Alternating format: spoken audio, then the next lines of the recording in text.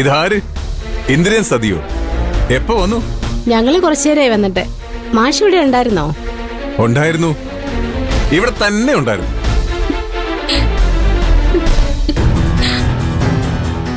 ഇവിടുത്തെ വിശേഷം പറച്ചിലൊക്കെ കേട്ടോണ്ട് നിൽക്കായിരുന്നു. സ്വന്തം മരുമോളെ കുറിച്ച് കുറ്റം പറയുന്ന ചില അമ്മായിമ്മ വരെ കണ്ടിട്ടുണ്ട്. അത് കേട്ട് ആസ്വദിക്കുന്നവരെയും.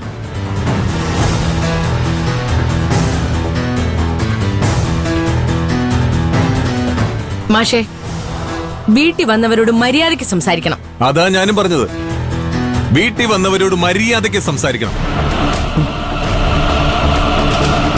ചാരുമോളെ കുറിച്ച് കുറ്റം പറഞ്ഞപ്പോ സന്തോഷം തോന്നിയില്ല നിനക്ക്? ഇപ്പൊ എന്തു പറ്റി? നിനക്ക് എത്ര സഹിക്കാൻ പറ്റാതായത്?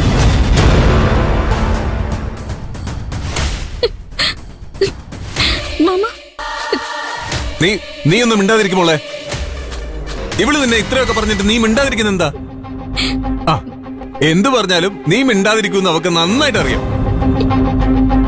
ഹേമേ, നീ പറഞ്ഞല്ലോ രക്തബന്ധങ്ങൾ തമ്മിൽ കല്യാണം കഴിച്ചാൽ എന്തോ കുഴപ്പമുണ്ടാവുന്നത്. എന്താ കുഴപ്പം?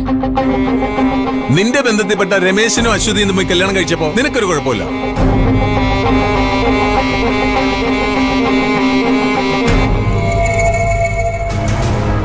എത്ര വർഷമായി അവരുടെ കല്യാണം കഴിഞ്ഞിട്ട്? അത് മറച്ചു വെച്ച് ചാരുമോളെ മാത്രം കുറ്റം പറയുന്നത് എന്തിനാ?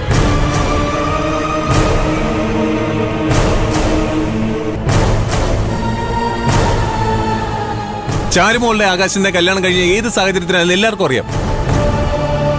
അവർക്ക് മാനസികമായിട്ട് ശാരീരികമായിട്ട് പൊരുത്തപ്പെടാൻ കുറച്ച് സമയമെടുക്കും. അത് ചിന്തിക്കാൻ അറിയാത്തത് മനസ്സിൽ കുരുട്ടുബുദ്ധി മാത്രമുള്ളതുകൊണ്ടാ.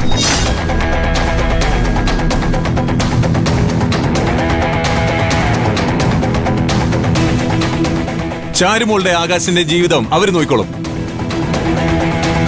അതിനെപ്പറ്റി ആലോചിച്ച് ഇവിടെ ആരും ആശങ്കപ്പെടേണ്ട ആവശ്യമില്ല.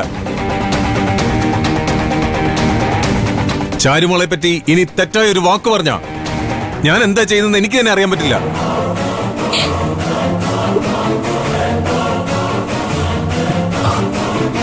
ഹേമേ, എന്നാ ഞങ്ങൾ അങ്ങോട്ട് ഇറങ്ങട്ടെ?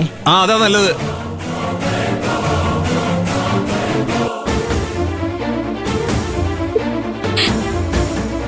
ആരോട് എന്ത് പറയണമെന്ന് നിനക്ക് ഇപ്പോഴും അറിയില്ലേ ഹേമേ? ചാരുമോള് നിന്റെ മരുമോളല്ലേ? അവളെ നിനക്ക് ഇഷ്ടമല്ല, പോട്ടെ. എന്നാ ആകാശ് നിന്റെ മോനാ. ചാരുമോളെ നീ പറയുന്ന ഓരോ വാക്കും ചെന്നു കൊള്ളുന്നത് അവനൂടെയാ.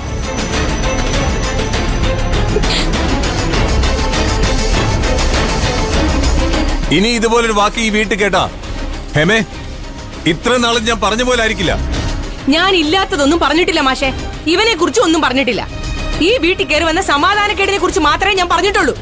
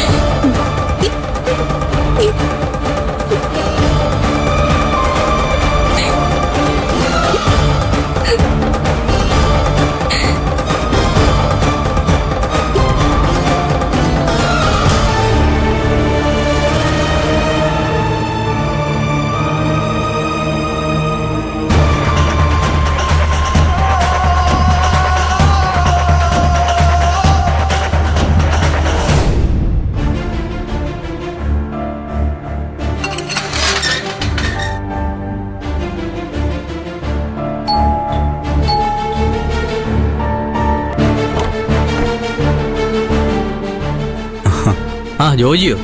ഇതാ ഞാൻ പറഞ്ഞ ആള്.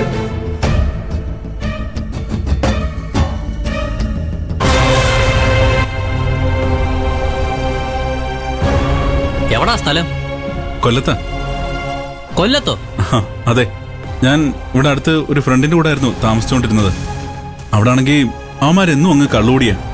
എനിക്ക് ബ്രാൻഡിയും വിസ്കിയൊന്നും അങ്ങനെ ഇഷ്ടമല്ല. അതുകൊണ്ടാ അവിടെ നിന്ന് മാറാന്നങ്ങ് തീരുമാനിച്ചേ. ഇയാളുടെ ഭാഷ കേട്ടിട്ട് കൊല്ലംകാരനാണെന്ന് തോന്നുന്നില്ലല്ലോ. ശശിയേട്ടാ, ഞാൻ കൊല്ലത്തങ്ങനെ സ്ഥിരമായിട്ടുണ്ടായിരുന്നില്ല. പഠിച്ചതൊക്കെ കൊച്ചിയിലാ. അത് കഴിഞ്ഞും കുറെ നാള് അങ്കമാലിയിലായിരുന്നു. അങ്ങനെ എന്റെ ഭാഷ ആകെ അങ്ങ് മിക്സ് ആയി പോയി. ശശിയേട്ടാ അരവിന്ദേട്ടനെ സംശയിക്കണ്ട, പാവാ. നീ ഉണ്ടായിരിക്കേ. ഇയാൾ എന്ത് ചെയ്യുന്നു? അത് ഞാൻ ബിസിനസ് ചെയ്യാൻ വേണ്ടി വന്നതാ. നാട്ടിൽ നിന്ന് ബിസിനസ് ചെയ്ത് കാശുണ്ടാക്കണം എന്നുള്ളത് എന്റെ ഒരു വാശിയാ. കണ്ടില്ല ശശിയേട്ടാ, വാശിക്കാരനാ. ചേട്ടൻ പോയാ താക്കോൽ എടുത്തോണ്ട് വാ, അരവിന്ദേട്ടന് ഞാൻ ഗ്യാരണ്ടി.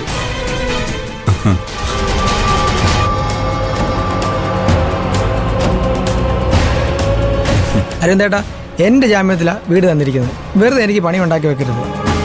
എടാ എനിക്ക് ഈ നാട്ടിൽ നിന്ന് കാശുണ്ടാക്കണം എന്നുള്ള വാശിയല്ലേ? അതെ അതെ. ആ.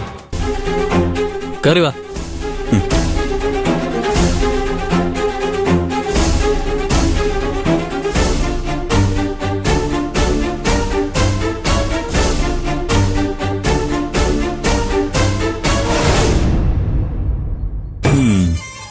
ശശിയേട്ടാ സൂപ്പർ, എനിക്കിഷ്ടപ്പെട്ടു. എനിക്ക് ഈ നാട്ടിൽ നിന്ന് ബിസിനസ് ചെയ്ത് നാട്ടിൽ നിന്ന് കാശുണ്ടാക്കാൻ പറ്റണമെന്നല്ലേ? അതെ അതെ അതെ. വാടക കൃത്യമായിരിക്കണം, ഇല്ലെങ്കിൽ പിറ്റേ ദിവസം ഞാൻ ഇറക്കി വിടും. ആ കാര്യം ശശിയേട്ടൻ ഒന്നും കൊണ്ടും പേടിക്കണ്ട. ദേ ആ ദാ ഇത് അഡ്വാൻസ് 20,000 രൂപയുണ്ട്. കണ്ടില്ലേ, എല്ലാം കറക്റ്റാ. ഇതുപോലെ ആയിരിക്കും വാടകയും. ഞാൻ തന്നെ കൊണ്ടുതരും.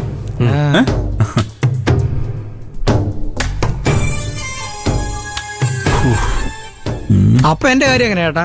ആ നിന്റെ കാര്യം ഓക്കെ. ദാ നീ ചോദിച്ചത് 5,000 രൂപ, ഞാൻ തരുന്നത് 6,000 രൂപ. ഓക്കേട്ടാ. ഓക്കെ. അപ്പൊ എന്ത് കാര്യം ഉണ്ടെങ്കിലും ഈ ജോജിയെ വിളിച്ചാ മതി. ഓക്കെ ഓട്ടേട്ടാ. അപ്പൊ കള്ളനല്ല കേട്ടോ.